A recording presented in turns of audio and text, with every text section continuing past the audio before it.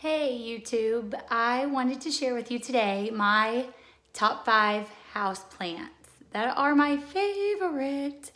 Now, this was very hard for me to determine which were my top 5 because I have a lot of houseplants, but here we go. In no particular order, these are my favorites. Behind me, you see a rubber tree, which I rescued. I've got a video on this. I love that plant very, very much. It is low maintenance. I don't have to do much to it.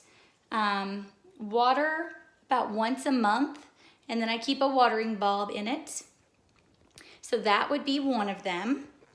Another would be this guy right here, which is a Brazil Philodendron. And I actually purchased this plant here in the mail. It was a mail ordered plant, and I did the unboxing. You can see here I've got a lot of new growth on this plant in a short amount of time, and the leaves are so beautiful. Here is an up close glimpse of the variegation of the leaves, and this will be trailing very, very soon. Another plant, this was also a rescue plant. This is Aloe Vera. I had a friend who accidentally left this aloe vera plant outside, and it was humongous. I actually root divided it and made 3 different plants, giving her back part of it and then giving some to another friend. And it is doing so well that I've actually taken more sections out and repotted to give to other friends. So it's just kind of the plant that keeps on giving. Those are 3 of my most favorites. So again, that's the rubber tree, Brazil Philodendron, or also known as Philodendron Brazil, and then aloe vera. Now, we're gonna walk around just a little bit, and you can see I've got a lot of plants in my life. Here's a glimpse of a few others.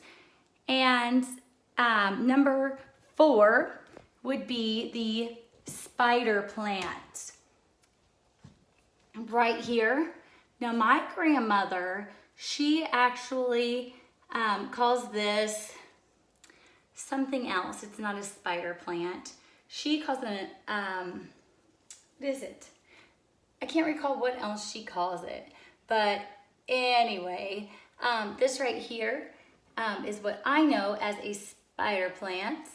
And you can see here, there is white on the outside, green on the inside. I have another version of this plant that I'll show you in just a moment. But this is very easy to grow, and this definitely makes the list right here. It does well outside as well. Okay, so that would be number 4. And then the last one, we're gonna take a little travel across my living room. Here's another spider plant. This one my grandmother actually brought home to me from Florida. So it went from like nice sunny climate to zone 6B over here. So it was a little puny for a bit, but she had it outside, and of course I've had it inside. And when I planted it, I didn't have any flower pots, so I actually used a spaghetti sauce jar and put my soil and a few rocks on top, and it has just thrived here next to a window. All right, now, here we go. So that makes 4 plants, and then here is the last. Do you know what this is? I've talked about this plant so many times. Oh my goodness. Okay, it's a toss-up because, how will I decide? This is a hard one. Okay, if I had to pick between the ZZ plant or the Sansa Vera,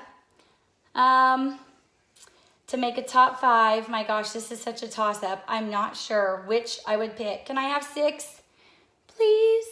Okay, I'm gonna go with my top 6. I'm totally changing the rules halfway through. But okay, this is a ZZ plant.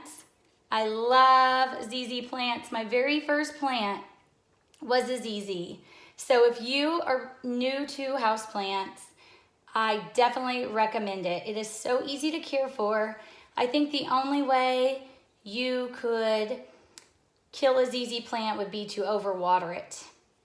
And then this last one, since I'm going with 6, this is a Sansa Vera plant. And I have so many of these because I do root division propagations. So those would be my top 6 instead of 5 houseplants. And thank you for watching. And I appreciate all of those of you who have subscribed. Take care. God bless. Catch you next time.